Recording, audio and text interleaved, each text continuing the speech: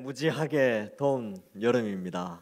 열대야가 지금 며칠째 가는지 최근에 그 더위를 보면서 제가 이제 한 번씩 이렇게 걸어 다닐 때가 있는데 1994년 생각이 좀 났습니다. 제가 그때 이제 우리나라 굉장히 더울 때였는데 제가 군에서 훈련 받았었거든요. 8월 달에 8월 8일 날 대구에서 훈련 받아가지고 하여튼 더위 먹고 난리 났던 그때가 기억이 나더라고요. 와. 그래서 이 금요기도에 오시는 여러분들을 보면 참 대단하십니다. 하나님께서 하늘 창고에 만배로 상급으로 갚아주실 줄 믿습니다.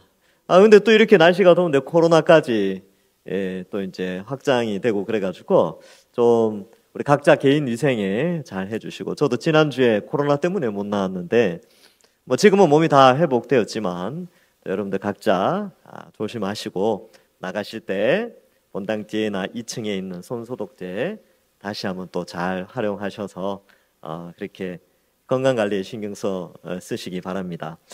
여러분이 우리 느헤미야를 살피고 있는데요. 이 느헤미야의 내용은 이제 알다시피 성벽을 재건축하는 거였습니다. 성벽이라고 하면 방어하는 것과 구별하는 이 두 가지 의미가 있어요. 그래서 외침에 있어서 방어를 하고 성 밖과 성 안을 구별하는 그런 구분의 의미가 있지요. 그래서 예루살렘 성벽을 건축한다는 것은 사마리아나 아라비아나 또 이 암몬 이런 사람들이 침투하는 것을, 그런 우상 문화나 타문화가 이 거룩한 성 안으로 들어오는 것을 막아주는 역할을 감당하고요. 두 번째로는 바로 그 성 안에 있는 사람들이 하나님의 백성으로, 왜냐하면 예루살렘 성 안에는 성전이 있었거든요. 그래서 하나님의 백성으로 구별하는, 성별하는 그런 역할을 감당했습니다. 오늘날 21세기의 성벽은 뭐냐 하면 바로 이 성경 66권입니다. 이 성경이 우리를 이 세상에 타락한 이방 문화와 구분시켜주고 구별시켜주고 보호해주는 그런 역할을 감당하죠. 그러면 무너진 성벽이란 개념을 쓸 때 오늘날 성경의 권위가 무너져 있다면 우리는 성경의 권위를 다시 세워야 하는 것이죠. 많은 사람들이 이 성경을 안 믿어요. 그리고 성경이 하나님의 말씀이다라는 것을 부정합니다. 그리고 온갖 유튜브나 온갖 사상들, 책들은 다 기독교를 비방합니다. 근데 그 비방의 속에는 다 성경의 권위를 무너뜨리는 것이죠. 성벽을 헐어버리는 작전을 이 세상 사람들은 산발락과 도비아처럼 그렇게 활동하는데, 우리는 이 성경 66권의 성벽을 굳건하게 세워야 하는 것이지요.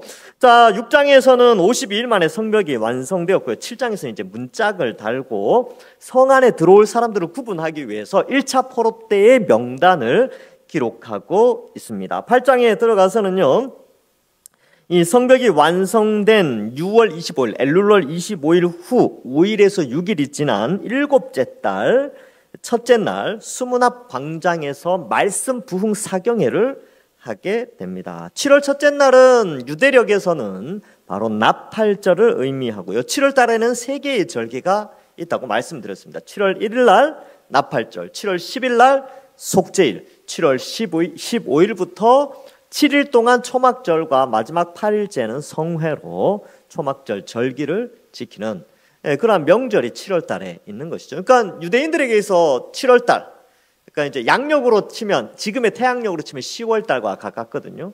그때가 되면 아주 이 성대하게 이 명절을 지냅니다.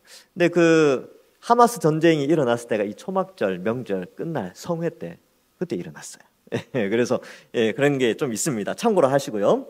근데 이제 이 8장에서 아주 중요한 단어가 등장했었죠. 깨닫게 하다, 샤칼. 2주 전에 제가 히브리어를 말씀을 드렸는데, 이 단어가 7절과 8절에 깨닫게 하다, 해석하다 이런 용어로 쓰이게 되었습니다. 그래서 하나님의 말씀을 깨닫게 하는, 그러니까 이 7월 첫째 날 나팔절 날 모여가지고 이들이 한 것이 뭐냐면 말씀을 들었어요. 말씀 사경회를 시작한 것이지요. 그래서 그 말씀을 깨달음으로 말미암아 말씀 중심으로 회개하게 되고요. 막 울게 됐죠. 막 울고 말씀을 깨닫고 백성으로서의 정체성이 회복되어지고 때 묻은 것들, 이런 것들 다 회개하는 정결, 성별되어지는 일이 일어나게 됩니다. 그래서 하나님은요, 철저하게 그의 백성들을 돌이킬 때 말씀 중심으로 부흥을 일으켜 주십니다. 그래서 부흥은 느끼는 것이 아니라 깨닫는 것이다. 이것도 기억나십니까? 2주 전에 제가 그 말씀을 드렸는데, 부흥은 느끼고 감동하는 것보다 깨닫고 회개하는, 그것이 바로 부흥입니다. 여러분, 한국교회 부흥 그러면 이제 뭐 1907년 평양 대부흥운동 이걸 생각하는데, 이번에 제가 정규인 수련회 가서 한국교회에서 할 때 그거 잠깐 소개합니다. 평양 대부흥운동도요, 사경회였어요. 평양 장대현 교회에서 말씀 사경회를 했는데, 그 말씀을 깨닫고 사람들이 회개하는 역사가 일어납니다. 마치 이 수문학 광장에서 일어났던 부흥운동과 굉장히 흡사합니다. 그래서 이 부흥이라는 것은 말씀을 듣고 깨닫고 회개하여 성장하는 것을 의미하는 것이지요. 오늘날에 그래서 이제 부흥이 잘못 오해되는 경우가 있다고 말씀드렸습니다. 실용주의에 물들면 부흥 그러면 숫자가 많아지는 것, 교인들 숫자가 많아지는 것을 부흥이라고 생각하는데, 성경적인 부흥은 말씀을 깨닫고 회개하여 하나님의 백성으로 구별되어지고 성별되어지는 것이 부흥이다. 이 참 의미로서의 부흥을 말씀을 드렸습니다. 자, 그래서 이 깨닫는 것이 중요한데 13절에 이 단어가 또 나옵니다. 13절에 그 이튿날 뭇 백성의 족장들과 제사장들과 레위 사람들이 율법의 말씀을 밝히 알고자 라고 했는데, 이 밝히 알고자 라는 단어가 앞에 나왔던 깨닫게 하다, 해석하다 라고 하는 샤칼이라는 것입니다. 이 같은 단어를 쓰고 있지요. 근데 누가 밝히 알고자 했느냐? 말씀을 누가 밝히 알고자 했느냐 하면 족장들, 그리고 제사장들, 레위 사람들. 이 사람들은 말씀에 능한 자여야만 하는 사람들이에요. 레위인들, 제사장들은 당연히 말씀을 가르치고 해석하는 사람들이거든요. 그래서 에스라 좌우에 있었던 사람들이 다 레위 사람들이에요. 그들이 말씀을 해석해서 백성들에게 알려주었던 것이죠. 그러면 오늘날로 치면요, 목회자들이 또 교사들이 바로 이 말씀을 밝히 깨달아 알아야 합니다. 저도 마찬가지고요. 우리 부교육자들도 말씀을 부지런히 깨달아 알아야 돼요. 저도 그런데 제가 사실 말씀을 가르치지만 말씀을 연구하지 않으면 가르칠 수가 없어요. 그리고 연구하지 않으면 그냥 여러분들이 묵상하는 수준 정도에 머무르겠죠. 그러면 여러분들 무슨 생각하시겠어요? 아유, 저 정도 설교는 나도 하겠다, 뭐 이런 생각도 하겠죠. 간혹 가다 그렇게 생각하시는 분들이 종종 있기도 합니다. 그러니까 그게는 이제 어떻게 보면 목회자의 책임이 좀 커요. 왜냐하면 연구하고, 여기 나오는 샤칼, 이 밝히 알고자 하는 열정이 지도자에게 있어야 됩니다. 여기에는 이제 제사장들, 레위 사람들, 족장들이 있죠. 그래서 여러분들 목회자들을 위해서 기도 많이 해주셔야 됩니다. 저를 위해서 제가 말씀을 연구할 때마다 깊이 깨닫도록, 그 하나님이 원래 그 뜻을 기록하고자 했던 그런 의미들을 잘 밝히어 알 수 있도록. 그 다음에 여기에 나오는 사람들이 지도자들인데, 교회 안에서 중직자들도 이 말씀을 밝히 알고자 하는 그런 열정이 있어야 돼요. 그래서 뭐 장로님들, 시무집사님들, 권사님들은 성경을 읽고 이런 것에 굉장히 열심을 내셔야 됩니다. 그래서 우리 주보에 보면 뭐 성경 일독 이렇게 하신 분들의 이름이 있잖아요. 거기에 우리 중직자들 이름이 좀 많이 올라가야 돼요. 그만큼 하나님의 백성들의 지도자 위치에 있는 사람들은 그만큼 말씀에 대한 사모함이 있어야 한다는 것이죠. 그래서 이 분위기가 참 좋아요. 에스라가 얼마나 기뻤을까요? 막 사람들이 말씀 좀 알려주십시오 하고 막 올 때에 이 학사, 이 서기관 에스라가 얼마나 기뻐했을까, 이런 생각도 해보게 됩니다. 많이 들어야 깨닫습니다. 하나님의 말씀은 가까이 하면 할수록 더욱더 많은 것을 깨닫게 되는 것이지요. 그래서 말씀에 게으르면 안 됩니다. 지도자들은, 특별히 목회자는 말씀에 게으르면 안 돼요. 제 자신한테 하는 말입니다. 제 자신한테. 제가 이 강단에서 이렇게 말을 해야 저도 이제 제가 뜨끔뜨끔하고 더 열심히 해야 되겠다, 이런 생각을 하니까. 우리 부교육자들도 마찬가지지요. 그래서 특별히 목회자, 말씀을 들고 서는 자들, 그리고 교사들은 말씀에 있어서 부지런해야 합니다. 그런데 말씀을 많이 들으면요, 지식을 얻을 뿐만 아니라 그 지식에 담겨진 의미도 깨닫게 되고, 믿음이 더 풍성해지고 은혜가 더 풍성해지며 하나님의 백성으로 더 크게 성장해 가는 것이죠. 여러분, 고기도 맛본 사람이, 그죠? 먹을 줄 아는 사람이 고기 먹잖아요. 맛본 사람이 고기 먹는다 그러잖아요. 그죠? 또 회도 먹을 줄 아는 사람이 먹어요. 그것처럼 말씀도 그 맛을 아는 사람이 말씀을 찾습니다. 그래서 이게 뭐냐 하면 예수님이 하신 말씀 중에 이런 말씀이 있어요. 마태복음 13장 12절에 보면 무릇 있는 자는 받아 넉넉하게 되되 없는 자는 그 있는 것도 빼앗기리라. 왜 비유로 말씀하십니까? 그런데 비유를 알려주시면서 이 마태복음 13장은 천국 비유장이거든요. 천국 비유를 설명하면서 이 비유를 깨닫는 자는 더 풍성하게 하나님의 백성으로서 성장을 해 나가는데 이 비유를 모르는 자는 더 몰라서 어떻게 됩니까? 있는 것도 뺏긴다는 거죠. 그 환경, 그 유대인들을 이제 비판하면서 그런 말씀을 하신 거예요. 유대인들이 예수님의 비유를 깨닫지 못하니까 예수님을 믿지 못하는 거죠. 그러니까 그 있는 그 받아 누린 것조차도 다 잃어버리는 거예요. 오늘에서도 마찬가지입니다. 교회 안에서요. 교회는 온다, 교회를 올 수 있다는 것 자체는 엄청난 축복이에요. 왜? 말씀을 들을 수 있으니까.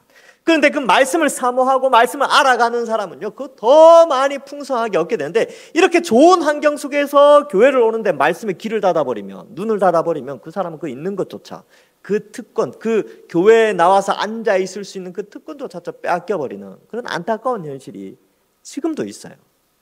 교회 나온다고 다 구원받는 건 아니죠. 교회 나온다고 해서 말씀에 귀를 닫아버리고 눈을 닫아버리면 그 사람은 구원받을 수 없습니다. 마치 유대인들하고 똑같죠. 근데 그런 사람들이 착각하는 게 유대인하고 비슷해요. 자기는 교회 와서 앉아 있으니까 나는 구원받는다라고 생각을 한다니까요. 근데 말씀을 안 읽어요. 설교 시간에 귀를 닫는다니까요. 근데 어떻게 구원을 받습니까? 믿음이 없는데.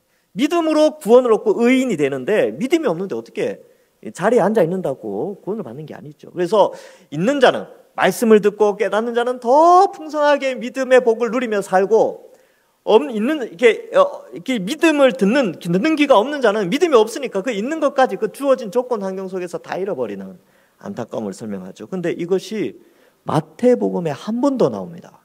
마태복음 25장 29절에 무릇 있는 자는 받아 풍족하게 되고 없는 자는 그 있는 것까지 빼앗기리라. 여러분, 예수님이 이 땅에 3년 공생애 생활하시면서 같은 말 2번 반복하신 것은 굉장히 중요한 겁니다. 있는 사람은, 말씀을 사모하는 사람은 더 풍성히 누리면서 믿음으로 자라가고요. 말씀에 관심이 없는 사람은 그 있는 것도 다 뺏겨버린다. 그러니까 유대인들에게 하신 말씀은, 유대인들 너희들 나면서부터 율법 가지고 있다고, 나면서부터 아브라함의 씨라고 너희가 다 구원받는 줄 아느냐? 너희 그 있는 그 특권까지 다 빼앗겨버린다 라는 것이죠. 근데 이게 오늘날 우리에게도 어쩌면 그대로 적용될 수 있는 것입니다.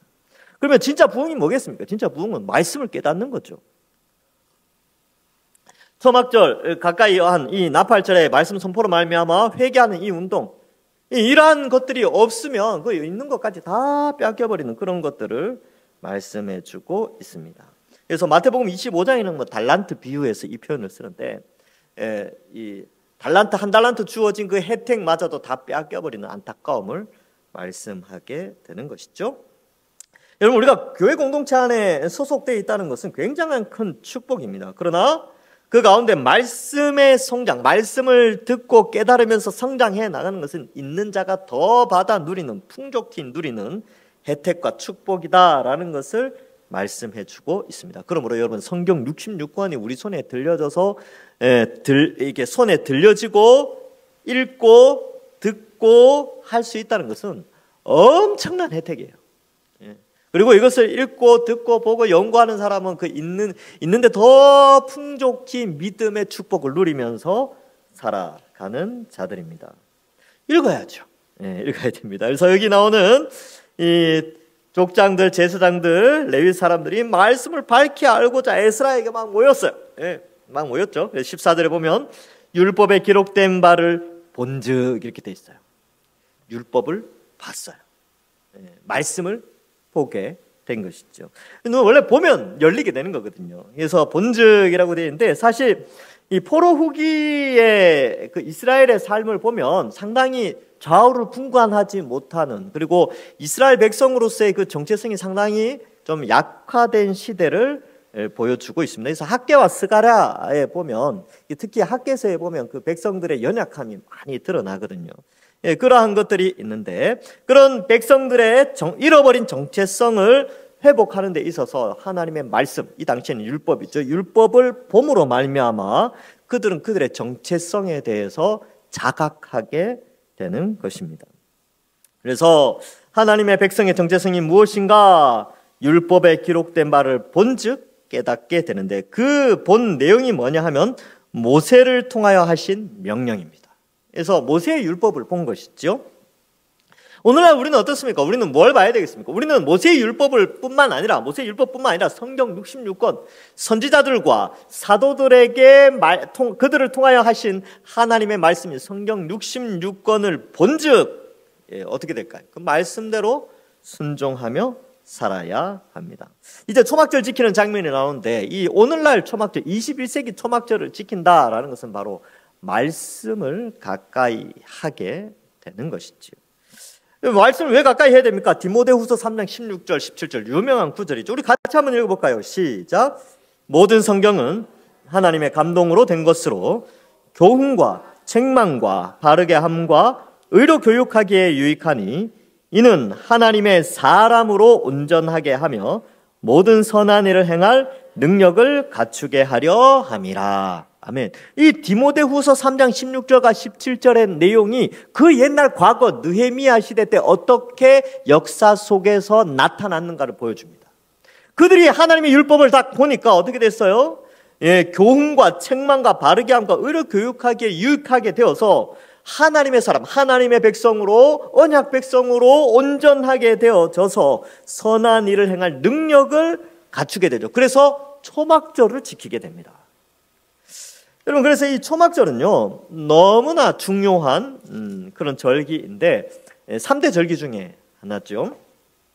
그래서 결국은 성경을 보면 무엇이 옳고 그른지, 무엇이 하나님의 백성으로 옳은 행동이고 나쁜 행동인지, 그리고 이게 다 구분이 되어진다는 거예요. 여러분, 오늘날 많은 사람들은요, 옳고 그름으로 살아가지 않아요. 내가 좋으냐 나쁘냐, 내게 유익이 있느냐 없느냐로 살아가지, 이것이 옳다 그르다라는 그 기준이 상당히 약해져 있어요. 옛날에는 유교라는 윤리 개념이 있었죠. 그 윤리 개념 속에서 옳고 그름을 많이 판단했는데, 이 성경에서 말하는 옳고 그름은, 이것은 그 유교에서 말하는 옳고 그름과 또 달라요. 이것은 하나님의 백성으로서의 옳고 그름, 하나님의 창조된, 하나님의 형상으로 창조된 우리에게 요구되어지는 옳음에 대한, 그리고 그름에 대한 내용들이, 그르다는 것은 이제 죄를 의미하죠. 그 내용이 적혀져 있죠. 근데 대부분의 사람은 하나님이 옳고 그르다라고 평가하신 그 말씀으로 살아가는 것이 아니라, 내가 좋으냐, 내게 유익이 있느냐, 아니면 내게 나쁘냐, 내게 손해를 끼치느냐, 이 기준으로 살아간다는 것이지요. 근데 말씀을 보는 순간 어떻게 되느냐? 옳고 그름을 분별하기 시작해요. 영적인 눈이 번쩍 떠진다니까요.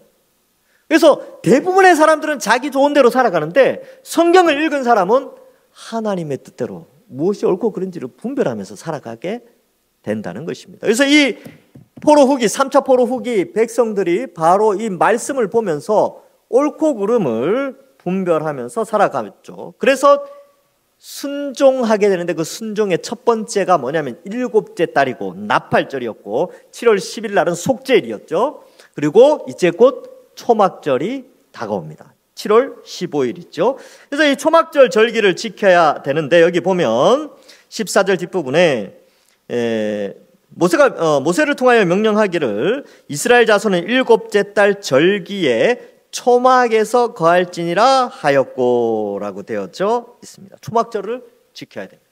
나팔절 지키는 것은 1차 포로 후에는 지켰어요. 1차 포로 후에 나팔절은 계속 지켰습니다. 이게 에스라 2장에 보면 그 내용이 나와요. 오늘 느헤미야 8장에서 드디어 나팔절을 지킨 건 아니에요. 그 전에 이미 나팔절은 계속 지키고 있었어요. 그러나 초막절은 제대로 된 초막절은 여기에서 지키게 됩니다. 그러면 초막절의 의미가 뭐냐? 레위기 23장 34절에 이렇게 기록되어 있습니다. 이스라엘 자손에게 말하여 이르라. 7째 달 15셋 날은 초막절이니 여호와를 위하여 1해 동안 지킬 것이라. 42절부터 43절에는요, 레위기 23장, 너희는 1해 동안 초막에 거주하되 이스라엘에게서 난 자는 다 초막에 거주할지니. 그럼 왜 초막절을 지켜야 되냐? 이유에 대해서 설명합니다. 이는 내가 이스라엘 자손을 애굽 땅에서 인도하여 내던 때에 초막에 거주하게 한 줄을 너희로 대대로 알게 함이니라. 나는 너희의 하나님 여호와이니라. 이렇게 기록하고 있습니다. 그래서 이집트 땅에서 끌어내어서 광야에서 초막에 텐트를 치고 초막에 거주하게 했다. 거주하게 한 줄을 너희로 알게 하려고 기념하고 기억하라고 초막절을 지키라는 것이죠. 왜냐하면 그 당시에는 성경책이 귀했으니까. 그래서 교육해야 될 거 아닙니까? 교육할 때 어떻게 교육합니까? 노래를 만들어서 교육하고요. 두 번째로는 절기 혹은 문화를 만들어서 교육하게 됩니다.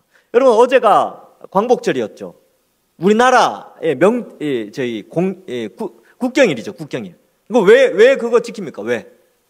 기념하라고 기억하라고 그거 아닙니까? 광복했다고 우리가 일제 36년 37년에 그 압제 속에서 우리가 해방을 맞이하였다라는 걸 후손들이 대대히 기억하도록 나라에서 정한 국경일이에요. 마찬가지로 이스라엘은 초막절, 이 명절을 절기를 통하여서 하나님께서 이집트에서 노예로 살던 이스라엘 백성들을 구출해 내셨다라는 것을 기억하고 믿고 역사적 사실로 받아들이라는 것을 그 의미로 이 절기를 만든 것입니다. 후대의 사람들은 안 믿을 수 있잖아요. 에이, 설마 홍해를 건넜다고, 에이, 설마 10가지 재앙이 있었다고, 에이, 그게 과학적으로 증명이 돼? 과학적으로 바닷물이 갈라진다니 말도 안 되지. 이런 사람이 있을까봐 절기를 만든 거예요. 그리고 미리암이 노래를 만든 것이죠. 모세가 노래를 만들었죠. 미리암이 소고치고 막 모세의 노래가 출애굽기에 나오죠. 그렇죠? 바로 기억하도록 하기 위해서. 지금 우리는 하나님의 위대하신 일, 성자 하나님이 이 땅에 오셔서 우리의 죄의 형벌을 대신하여 십자가에 달려 죽으셨다라는 그 사람들 안 믿을까 봐 어떻게 합니까? 성경책을 하나님이 기록해 놨어요. 옛날에는 돈이 없어가지고 성경책이 없으니까 이렇게 절기 지키고 뭐 이렇게 했는데, 지금은 개인이 다 은혜의 시대에 우리가 성경책 하나씩 다 들고 있죠. 은혜의 시대입니다. 옛날엔 비쌌어요. 집 한 채 값이었다니까요. 지금은 3, 4만 원만 하면 삽니다. 아주 싸졌죠. 그리고 옛날에는 글을 몰라서 못 읽었죠. 지금은 문맹률이 확 떨어졌잖아요. 대부분 다 글씨를 알아요. 이렇게 은혜의 시대에 우리가 살고 있는 것이죠. 왜요? 이 초막절은 무슨 날입니까? 바로 하나님의 구원을 기억하는 날입니다. 그것도 일주일, 그리고 플러스 1, 7 플러스 1, 마지막 날은 성회로 하나님의 말씀을, 이 하나님의 구원을 기억하는 날이지요. 그래서 15절에 보면 또 일렀을 모든 성읍과 예루살렘에 공포하여 이르기를 너희는 산에 가서 감람나무, 들감나무, 화석류나무, 종려나무, 기타 무성한 가지를 가져다가 초막을 지어라 라고 합니다. 레위기 23장 40절에 그렇게 돼 있어요. 첫째 날에는 너희가 아름다운 나무 실과와 종려나무 가지와 무성한 나무 가지와 신의 버들을 취하여 너희의 하나님 여호와 앞에서 이레 동안 즐거워할 것이라. 초막절은 즐거워하는 날입니다. 왜요? 하나님이 그들을 애굽에서 구원한 것을 기념하는 날이기 때문에. 어떻게 보면 우리의 광복절과 비슷한 날이죠. 그들은 애굽의 압제 속에서 해방된 기념으로 초막절을 지켰듯이 우리는 광복의 그날을 기뻐하면서 광복절을 지키지요. 그것과 똑같은 것입니다. 근데 여러분 한번 생각해 보세요. 산에 가서 나무 이렇게 해가지고 와서 얼마나 귀찮습니까? 귀찮겠죠? 그렇지 않겠습니까? 이거 뭐 그냥 집에 가서 쉬어도 되는데, 가족들끼리 쉬어도 되고 뭐 해도 되는데, 첫째 날에 명절 지키려면요 산에 올라가서 막 그저 가지 다 따와야 되고, 또 좋은 거 서로 막 이렇게 갖고 와야 돼요. 에너지 소모가 큽니다. 시간도 내야 돼요. 그런데 그들은 기쁨으로 이 일을 하게 됩니다. 왜 그랬을까요? 왜 이 귀찮은 일에도 불구하고 그들은 기쁨으로 순종할 수 있었겠습니까? 바로 하나님이 그들을 구원해 주신 그 은혜에 감사하고 기뻐하며, 그들은 바로 하나님 천지를 창조하시고 하나님의 나라를 만들기 위해 아브라함의 후손을 택하여 하나님 나라를 이루어 가신다는, 그리고 아브라함을 통하여 모든 민족이 복을 받는 그 수단으로 자기 민족을 선택해 주셨다라는 그 은혜에 감사해서, 또 노예 해방에서 구출해 준 그 은혜에 감사하니까 기쁨으로 이 일을 할 수 있는 거예요.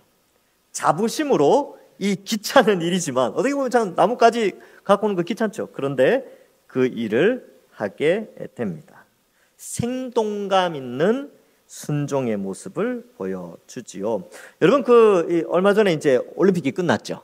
올림픽 끝났는데 그 이제 올림픽 선수들 뭐 인터뷰하는 거 보면요, 뭐 이렇게 뭐 유퀴즈 뭐 이런 데 나와서 뭐 인터뷰하는 거 이제 제가 유튜브로 보니까 그렇더라고요.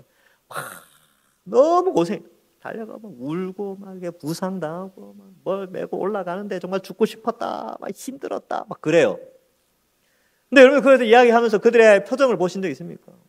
그 자부심, 국가 대표로서의 자부심 있잖아요. 국가를 대표하는 사람의 자부심.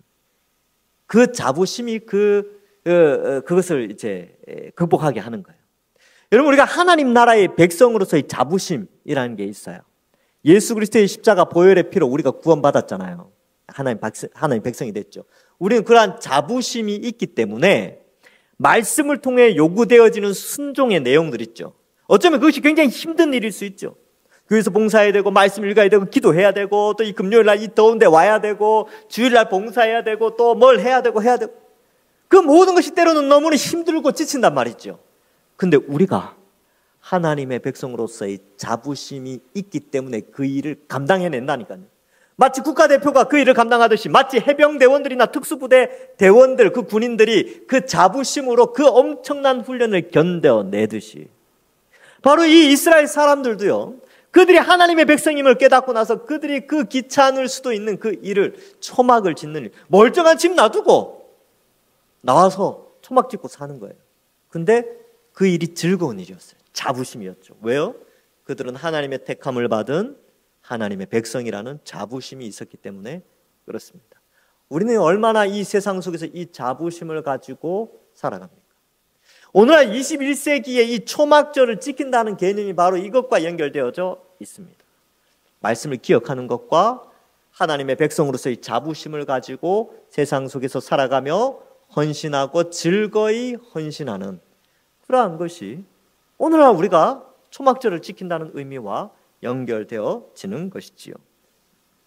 그래서 이들은 말씀을 보고, 그죠? 모여가지고 말씀 보고, 오! 초막절 지켜야 되네? 야, 우리 순종하자! 하고 다 흩어져서 막 초막절을 짓는 거예요. 그래서 말씀을 보면요, 순종해야 돼요.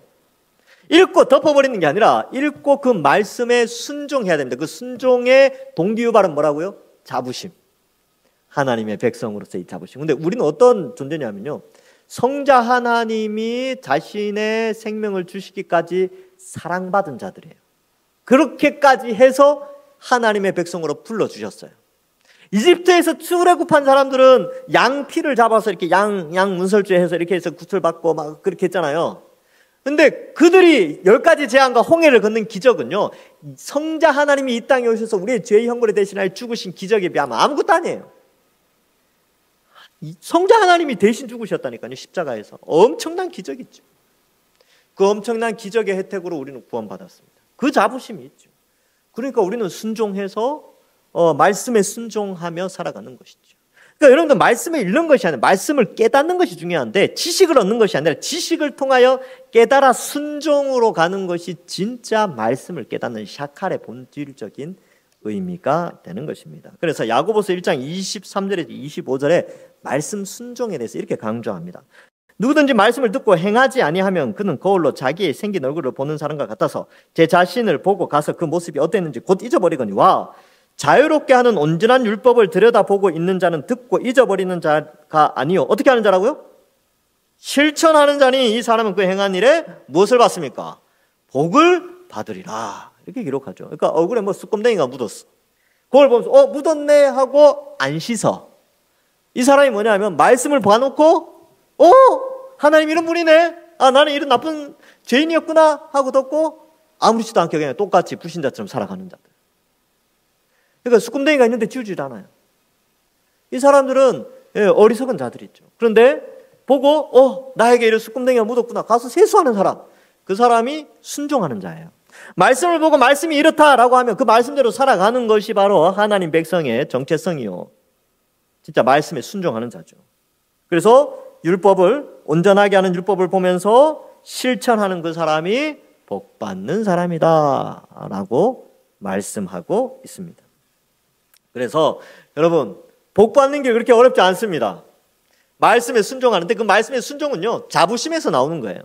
하나님의 백성이니까. 이거 불신자들은 말씀에 순종 못한다니까요. 이거 하고 싶어도 못해요.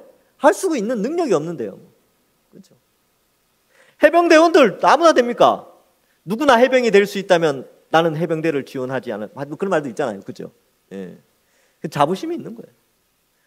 누구나 말씀에 순종할 수 있다면 세상 사람 다 뭐 하겠어요. 근데 하나님이 성경을 통해서 하나님의 백성들, 그 자부심을 가지고 말씀에 순종하는 자들, 그들에게 복을 주신다라고 말씀하고 있습니다.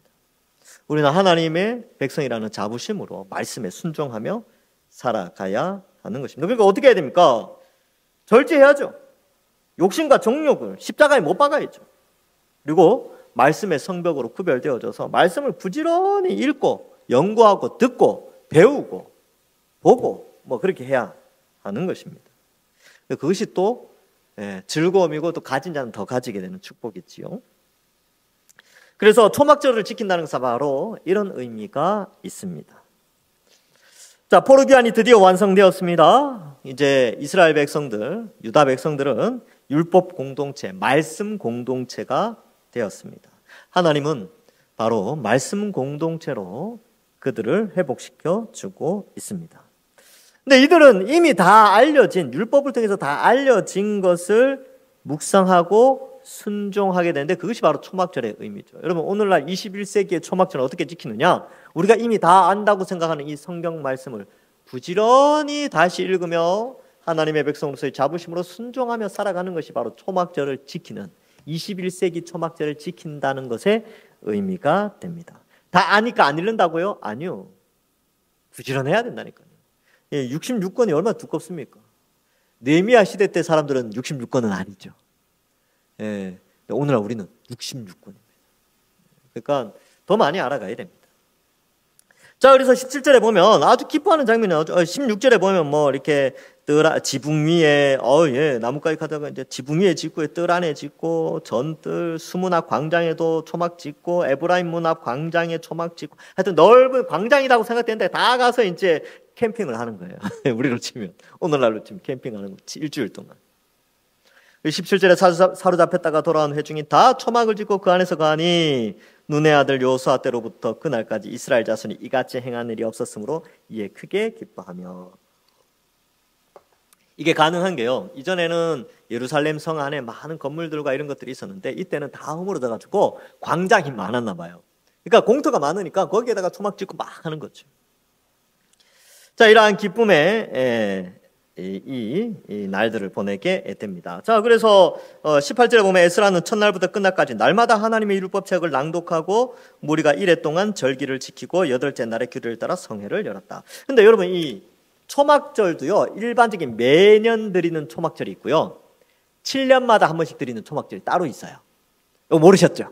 이게 뭐냐면 면제년 초막절이라고 해서 7년마다 드리는 초막절에는 특별한 행사를 하는데 그 행사가 오늘 이 느헤미야 8장에 나오는 행사와 아주 흡사합니다. 신명기 31장 10절부터 13절에 이런 내용이 나옵니다. 모세가 그들에게 명령하여 이르기를 매 7년, 이건 7년마다 하는 거예요. 매 7년 끝에 곧 면제년이라고 하는데 7년마다 면제년이 돌아와요. 이렇게 뭔가 이렇게 해방시켜주는 그런 해죠. 물론 희년, 50년째가 되는 희년도 있지만 7년마다 면제년이 반복되고 7, 7이 49, 49년째 그리고 50년째는 희년 이렇게 되는데 매 7년 끝에 초막절은 다르게 지내라는 거예요. 어떻게 지내냐 하면 11절에 온 이스라엘이 내 하나님 여호와 앞에 그가 택하신 곳에 모일 때 이 율법을 낭독하여 온 이스라엘에게 들리게 할지니. 비슷하죠. 지금 요 8장과 그죠? 그 백성의 남녀와 어린이도, 아이들도, 어린이도 내 성읍 안에 거류하는 어린이와 내 성읍 안에 있는 타국인들 모으고 그들에게 듣고 배우고 내 하나님 여호와를 경외하며 이 율법의 모든 말씀을 지켜 행하게 하고. 그러니까 이스라엘 백성뿐만 아니라 타국 사람들이 오더라도 그들도 율법을 듣게 하라는 거예요. 13절 또 너희가 요단을 건너가서 차지할 땅에 거주할 동안에 이 말씀을 알지 못하는 그들의 자녀에게 듣고 내 하나님 여호와 경외하기를 배우게 할지니라. 그래서 7년마다 반복되는 초막절에는 특별하게 8일 동안 율법을 낭독하라는 거예요. 특별 부흥 사경회를 하라는 것이죠. 근데 그 장면이 지금 이 느헤미야 8장에 나오는 에스라를 통하여 또 여기에 나오는 제사장들과 족장들과 레위 사람들을 통하여 그리고 여기 이제 에스라가 율법을 낭독하는 장면이 나오죠. 이것이 바로 신명기 31장에 나오는 면제년 초막절을 거행했다라는 것을 알 수가 있습니다. 온전한 언약 백성으로서의 모습을 제대로 갖춘 것을 의미하죠. 그러니까 어떻게 됩니까? 이 일이 일어나니까 구장에 가서는 회개가 일어나는 거예요. 또 한 번 막 회개의 역사가 일어나는 거죠. 나팔절날 회개하고, 초막절날 회개하고, 말씀 듣고 기뻐하면서 회개하고, 놀라운 부흥의 역사가 일어나게 됩니다. 이건 이제 다음 주에 살펴보겠습니다. 말씀을 맺습니다. 여러분, 많은 사람들이 오늘날 말씀에 서 있다. 나는 말씀 가운데 서 있어. 이렇게 표현합니다. 근데 정말 말씀 가운데 서 있다라는 그 개념은 뭐겠습니까? 바로 하나님의 백성으로서의 자부심을 가지고 말씀을 보는 것을 기뻐하고 그 말씀에 순종하고 말씀을 부지런히 읽고 말씀과 매일매일 동행하며 살아가는 것이 바로 말씀에 서 있는 사람들입니다.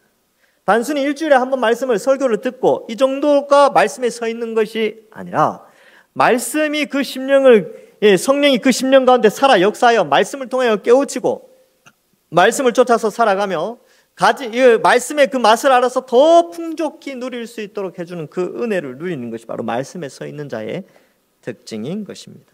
그러한 자는 말씀에 순종하며 그 순종이 부담되거나 짐스러운 것이 아니라 마치 국가대표나 해병대원들이 자부심을 가지고 그 어려운 것들을 해내듯이 말씀에 순종하는 것은 우리의 자부심과 연결되어져 있습니다. 그래서 말씀 해석 공동체를 지향해야 됩니다. 교회도 마찬가지죠. 교회는 당연히 말씀 공동체입니다. 오늘날 우리 동산교회도 마찬가지죠. 저와 여러분들이 추구해야 되는 이 동산교회의 미래의 방향성은 바로 여기에 있습니다. 말씀이 살아 역사하여 성도들이 그 말씀의 기쁨을 누리고, 이게 초막절은 기쁨의 날이거든요. 말씀 때문에 기뻐하고 은혜 받고 즐거워하고요. 또 그 말씀을 기뻐하여 매일매일 읽고 순종하면서 또 때로는 회개할 것이 있으면 정결케 하고 세상과 구분되어져서 살아가요. 그리하여 말씀 공동체, 언약 백성으로서의 그 정체성이 살아나는 교회가 참된 하나님이 기뻐하시는 교회 공동체가 되는 것입니다. 아무쪼록 이런 성경적 하나님의 백성의 공동체, 말씀 공동체, 우리 동산교회는 이러한 공동체가 되어서 정말 주님 다시 오셨을 때에 다 칭찬받고 우리 모두가 말씀에 굳건하게 서서 더욱더 열매 맺고 있는 자는 더 가지는 그 축복을 누리는 우리 모든 성도들 되시기를 주님의 이름으로 간절히 축원합니다. 기도하겠습니다. 하나님 아버지 은혜를 감사합니다. 오늘 이렇게 주의 백성들 나와서 함께 기도하며 또 특별히 이 초막절에 대한 이 21세기 초막절을 어떻게 지킬 것인가에 대해서 그 의미를 생각하게 하시니 감사합니다. 우리 모두가 하나님의 백성으로 특별히 예수 그리스도의 십자가 형벌 대속의 복음으로 그 엄청난 기적과 같은 하나님의 은혜로 구원받은 백성이라는 자부심을 가지고 말씀을 가까이 하고 순종하며 살아가는 저희들 되게 하여 주옵소서. 특별히 우리 동산교회 말씀 공동체, 말씀 해석 공동체로 든든히 세워주실 줄 믿사옵고 감사드리오며 예수님의 이름으로 기도하옵나이다. 아멘.